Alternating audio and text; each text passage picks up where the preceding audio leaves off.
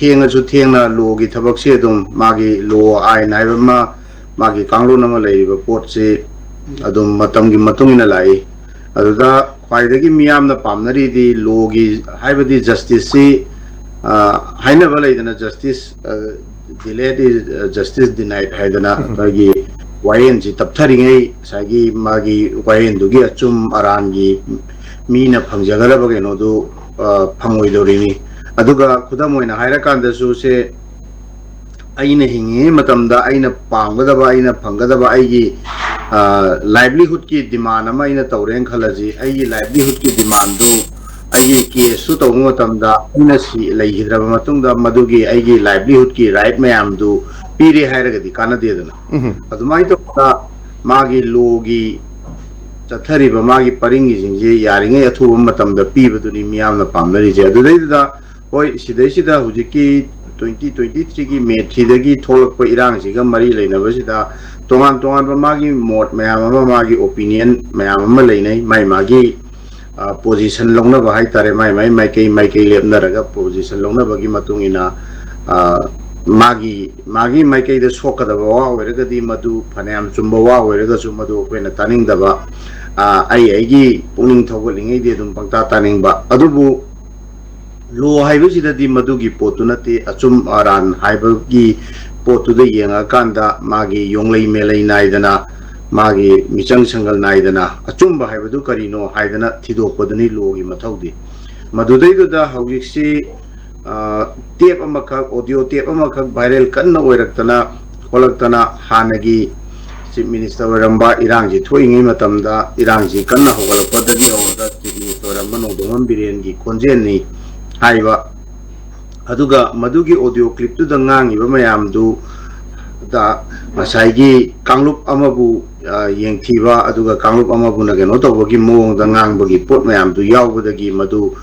अकोगी मागी कुकीगी human rights organisation नमना मदु सुप्रीम कोर्ट केस थांगलकपगी करी गेनो से लेरे अदुदा इंडिया की तौरीबा वायन पथाप की चथरीबा थोंगजिंग असिदा अदुम मियामना पेनदबसी अपेनबसु यावी पेनदबसु यावी लोइनमक पेनबा इंडिया की जुडिशरी की तौरीबसिदि लोइने हेक पेले हाइबसिमक्ति ngasi बावबदा कनामता लेते खरे हेना थुहनिंगबा वायन की थबा अमा अदुम तपथरगा लेगिबा अदुम कोनसु दुम तपथबसु तुम यावी अदगी तोंगान तोंगान मरम अदुम पी मरम जिंगजे अदुगा हुजिकी तौरीबा ऑडियो टेप की मतांगी असिमक्सु अदुम मसागी इंडिहाना अहानबदा इंडिपेंडेंट ओइबा मागी कोइगी फोरेंसिक लैब अमना मदु नैनबा मतमदा स्टडी तव मतमदा एग्जामिन तव मतमददी हुजिकी हाइरिबा ऑडियो टेप से अदुम चीफ मिनिस्टर ओइरमिबा नोंथोंगम बिरेनगी खोंजेननी हाइना मदुगी केनोसी हाइरे मदुबु अदुमक ओइरगसु मदु इंडिपेंडेंट ओइबा मागी फोरेंसिक लैब अमना तौरपनीना गवर्नमेंट लौनरीबा गवर्नमेंट की ओइबा अदुगा सुप्रीम कोर्ट नजु हानदगी येनो तोबा इंडिया के तोप फोरेंसिक लैब अमदा मुक सिनरे सिनरकांदा पिखलफम थोकपा मागी केनोसी मतमदु कुइना थाहुमेना चंगजलकपगी हाइगिबा मतमदुदगी तौरपसिना मरम ओइरकांदा ngसाइगी वाकल इबा कांबुनसु मदु पेंदबा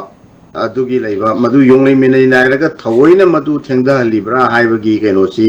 ngसाइगी कंप्लेनेंट कांबुदुदा नतना दुम मिसम मियाम दुसु दुम फाव याव इंडिया की तौरिबा सिंजिदा करी करिउंबा केस दा दुम मागी पावर दा लेरिबा मीजिंग नत्रगा पावर दा लेबा मीजिंग जिगा नकनबा जिंगी सोकदबा ओइरगदी केस का से दुम मतम मतम की मतम खरा लौबनी खंगदे अमा तौबनी खंगदे मतम जी हवन ग्रकांदा तौबसे खुदम ओइना हायरा कांदसु से सुप्रीम कोर्ट कोई की डिस्क्वालिफिकेशन की केस मयाम ममांग तौगीदना अदु डिस्क्वालिफिकेशन की केस तु पावर लेने मागी मतम ताना हाइदोगदी ngसाइगी गवर्नमेंट तु तुगदबा अदुगा गवर्नमेंट तु सोकदबा ओइरगना केस तु पना कुइना लौखतबा अदुगा लोसलमदाइदा ताम लोइरमदाइदा ngसाइगी केमता डिस्क्वालिफिकेशन की केस का दु तौरा कांदना ताम लोइरमदाइदा मागी रूलिंग दु पिरागदी केमता इफेक्टिव ओइदबा कानादबा अपाम पोतु फंगदबा अदुमाइन तौबगी पोट से इंडिया की लेबा वायन संजिंगदा चथरिबा केसिंग असिदा अयाम तौबदौना तौबगी पोट से मियाम द मसिगी चिंगनबा मसिगी नुंगाइतबा नुंगांगबजी फावे अदु हौजिक्सी था अहुम हेना चंगसलकबा मतमसिददी साइगी कंप्लेनेंट की माइकैदगिसु इंखलक्पा अदुगा सुप्रीम कोर्ट ना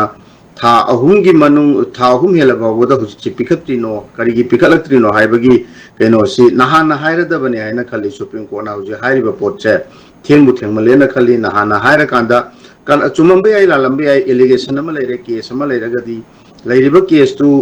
थुना लोइसलगदी एक्यूज मसादसु मदु केस तु लोइग्रगदी कनो तौदोइनेबा माना लालमद्रगदी एक्यूज मसादा एक्यूज ओइरिबा मीसिदा नोंथोमम बिरेन चीफ मिनिस्टर ओइरमीसिदा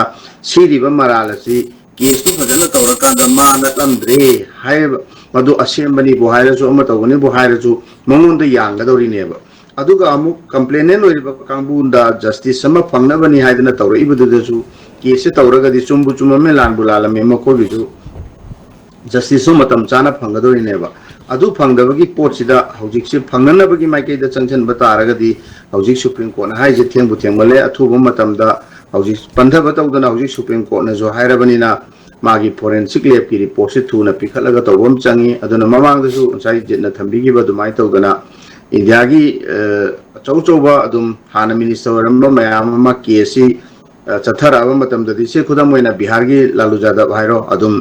मा चीफ मिनिस्टर ओरमी फनायाम फावबा अदुम अचौबा लीडर अमनी अदुम मंगैथंगदा अदुम वायन की पथाप की लाइबा कोर्ट की मागी वायन संगी याथंग अदुदगिदी मा केसु नाथोपदि यागिदी अदुमाइ तौदना अचुंबा हाइबा नत्रगा मागी वायन की चथगरबा चथबम इंदबा तौदना